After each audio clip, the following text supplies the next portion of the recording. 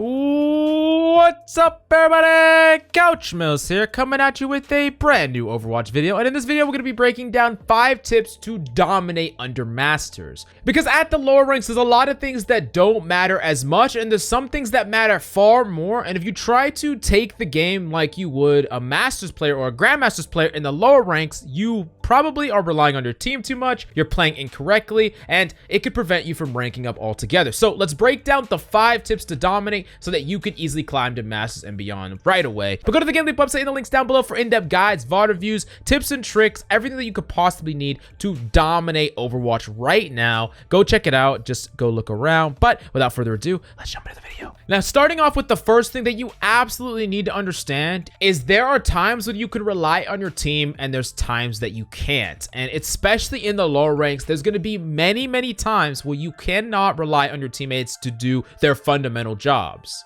So to quickly recap the jobs of every single role, a tank's job is to create space, a DPS job is to deal damage, pressure enemies, and maybe potentially get picks, and a support's job is to heal up or top up the team while enabling the team or enabling potential team plays with their powerful utility. Now, this is a huge oversimplification, but we're not going to go into that right now. The important thing that you need to understand is that just because these are the roles doesn't mean that people are going to do any of this. Tanks might not create any space. In fact, they might be playing extremely back, extremely passively, not pushing in, not using their health as a resource, and not making any space for anybody. Or you have supports that are just always dueling and they're never healing, or they're always healing and they're never using their abilities for anything else, like a Lucio that never uses his speed boost, or an Ana who never uses an aggressive nade, only uses it to heal herself. You could have DPS that aren't even pressuring enemy DPS enough to get them off the high ground, and there's just a perpetual amount of damage coming from an angle that no one else can deal with, but your DPS are just not identifying that's their job, they're not doing it. And this is really the environment of a lot of low rank games, and I know why a lot of you are really frustrated with your games, because it doesn't feel like you have any impact when no one is doing your job around you.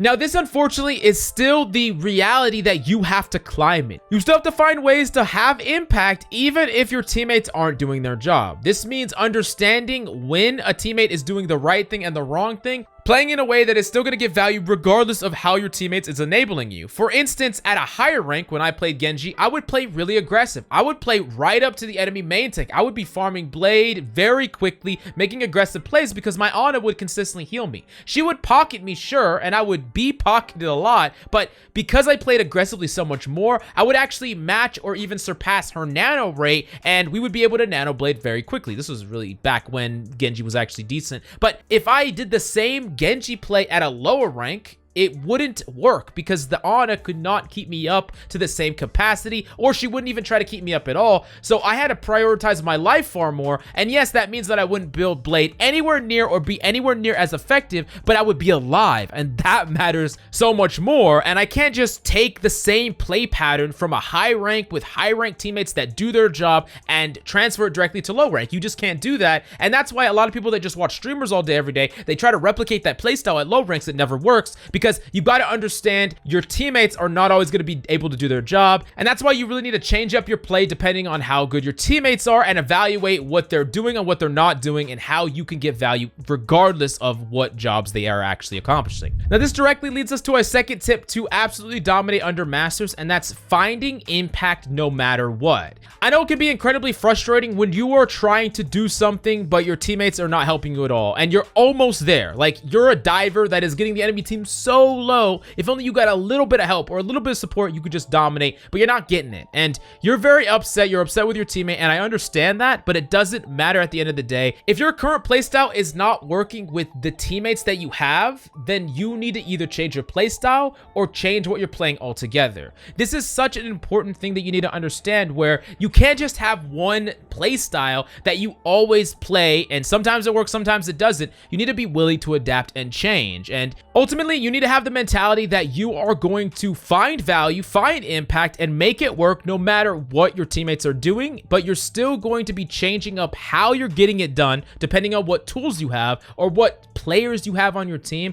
and what they have, what they do, what tools they have, what abilities they have. The list goes on and on. Now, the third thing that you need to do to dominate under Masters is at a primary level, you need to seek reliable forms of impact. Low risk, high rewards. And you might be asking, okay, what is the low risk, risk, high reward way to get value, because I always feel like I have to carry no matter what. I have to kill the entire enemy team. Well, there is ways to get value and impact that even higher ranked players rely on, that you should as well, but people just aren't doing it enough. And the first thing is at a base level ultimate combos, something that you should try to do very, very often. And this is why I often say duoing is one of the best things that you could do to climb, because you can just rinse and repeat ultimate combos over and over again. Not one, not two, not 5 ultimate combos. You're doing like 10 to 20 in any given game. Just rinsing and repeating, one of the most consistent ways to get impact that requires the least amount of individual playmaking. Another thing is just 2v1s. Taking a 2v1 means that you and your ally don't have to do that much to win. You don't have to completely outskill someone. In fact, you really could be worse than that player, but it doesn't matter because you're going to win that matchup anyways.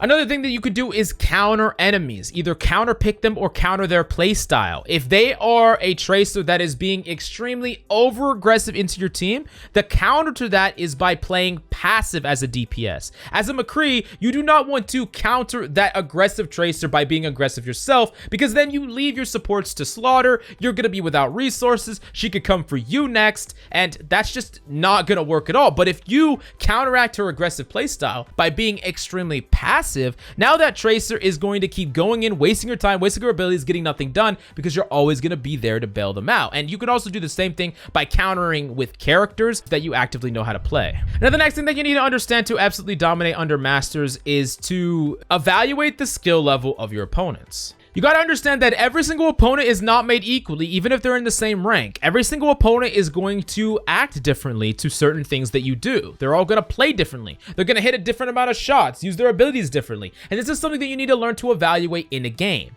What are enemy tells? Like, how do they position? Is there any exploitable weakness that they keep showing over and over again? What can you get away with? Can you be more aggressive? Maybe against the last McCree, that McCree just freaking rolled you every time you got too close, so you reeled it back in. Don't maintain that same level of passivity going to the next McCree or the McCree after that. And as your skill sets improve, you also need to move that level more and more. You can be more aggressive as you have better mechanical skill, as you understand the matchup more. Essentially, what I'm saying is it's not a cookie cutter fit play style, and that's something that a lot of people kind of try to develop. They try to develop a certain play style that is just effective against everyone, when that's not how people of the highest level perform. And that's why it's very important for you to slowly start to develop the ability to skill check enemies, because if you can figure out exactly where you're going to get punished for and what you can get away with, you can constantly play at that line where you're just away from that enemy being able to punish you, but you're getting the maximum amount of value as possible. Now, the last thing that we need to talk about with tips to dominate under Masters, and this is a hard truth for a lot of you, but it's very important,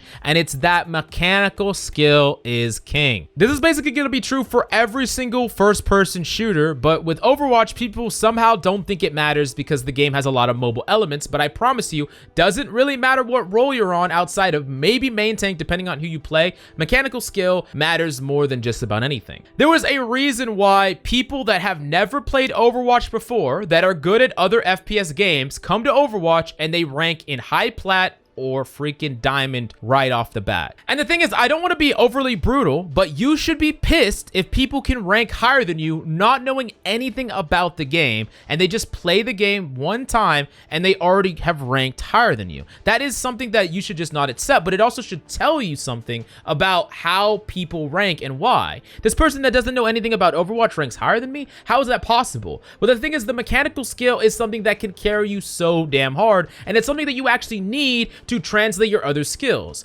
Good positioning, good game sense. None of those things will transfer if you do not have the required mechanical aspect to capitalize on such a thing. If you push someone that on paper, they have no abilities, they have less health than you, you have the advantage, a game sense based advantage, or even a positional advantage because you have the high ground and they have the low ground, but they freaking destroy you because you whiff a few more shots than them and they hit you twice in the head. Essentially, all your knowledge about Overwatch goes out the window because you cannot perform based on the advantage or disadvantage that is in any single game because you lack the mechanical requirement. This is why you have to be grinding your mechanics. You have to be putting time and effort into developing your mechanical skill. And a lot of people ask what that looks like. Well, luckily for us, we have a lot of workshops that are set up depending on what we're trying to practice. Whether we're trying to practice just our gunplay or our fire strikes or our sleep darts, our nades, anything. There's something that you can use to practice just about every single aspect so that if if you are ever in a situation where you need to use it optimally, you already put through many reps from that ability to where you're confident in a certain amount of guaranteed value with it. So you could be confident in your own play. You could be confident that if you see an opportunity, you can push that opportunity. And it's one of the most important things that I think really holds a lot of people back, where they just try to learn everything they can about the game, and they've been playing the game for way too long, but their mechanics are still just worse than random people picking up the game, and it's going to hold you back forever if you don't take it seriously. But go to the GameLeap website in the links down below for in-depth guides, VOD reviews, tips and tricks, map guides, hero courses, and much more. Go check it out right now down below. But I love your faces, and I'll see you next time.